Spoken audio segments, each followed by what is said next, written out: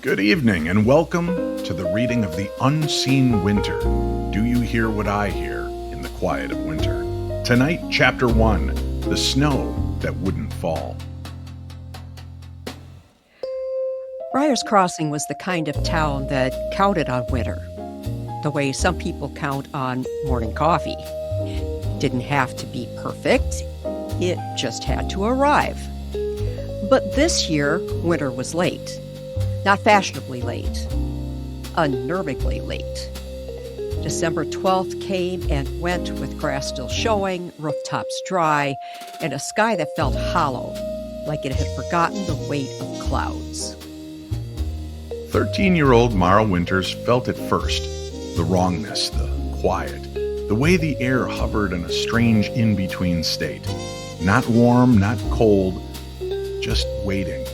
And every morning she leaned into her bedroom window, staring at the sky as if winter might show up, embarrassed and mumbling an apology. Just snow already. But the sky stayed empty. Then, one dusk-soaked evening, Mara took the long way home, the path behind her house that followed a creek normally frozen by Thanksgiving. This year, the creek hadn't frozen at all. At least, that's what she thought. She stopped so suddenly the breath punched out of her, because standing at the center of that creek, on ice she hadn't realized was even there, was a boy. Barefoot, thin, still as a reflection that hadn't caught up to its own movement. Hey! You're gonna fall through! It's holding for now. Only then did Mara see it. The surface wasn't frozen naturally. The ice beneath him wasn't clear or cloudy like real winter ice. It was patterned, a perfect branching design radiating from the place he stood, as if frost had been drawn rather than formed. How are you out there? Winter hasn't even started yet. I'm here because it hasn't. He didn't say it like a complaint, he said it like a reminder. So why tell me? Because you're the only one still watching. Then he knelt, pressed his palm against the ice, and a sound cracked through the air. Not dangerous, not splintering, it was symmetrical, controlled, like the deliberate opening of a snowflake. The pattern beneath him widened, elegant and flawless. Mara blinked, just once, and the boy was gone.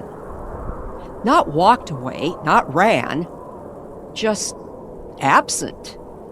Like a memory someone suddenly remembered wasn't supposed to exist. Over the next week, the pattern followed Mara. Not the boy, the pattern. Frost sketches on windows where temperature weren't cold enough to make frost. Chalk-like lines on sidewalks that kids swore they didn't draw.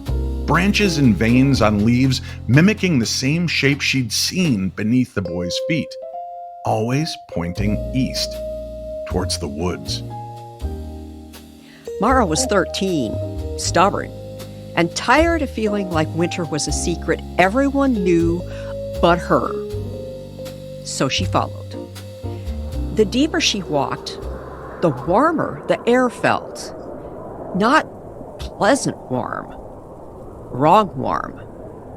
Like a room where a candle had burned out, but the heat still clung to the wick. In the center of the small clearing, she felt it. A tug beneath her shoe, as if something was just under the surface, waiting to be found. She knelt, dug with chilled fingers until the dirt gave way to something smooth. A silver locket. Old, cold, carrying the weight of a wish long forgotten.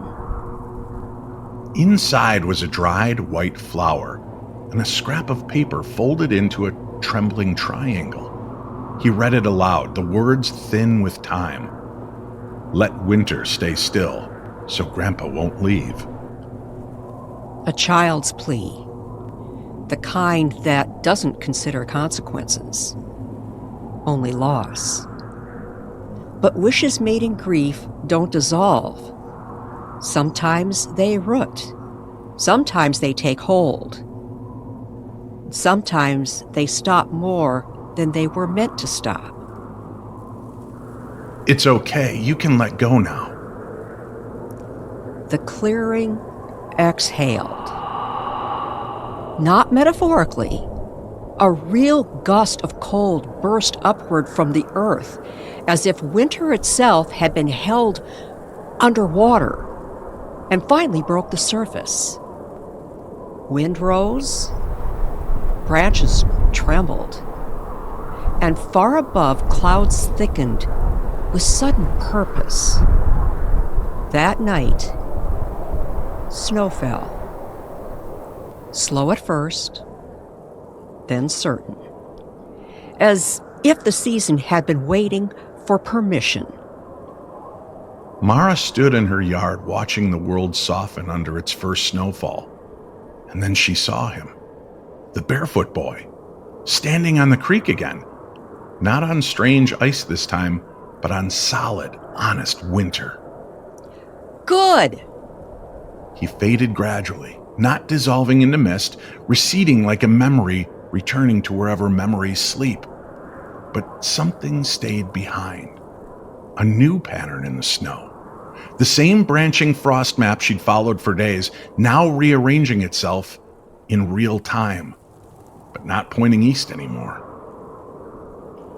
Pointing somewhere farther, deeper, somewhere waiting. Because winter had returned, but something else had awakened with it.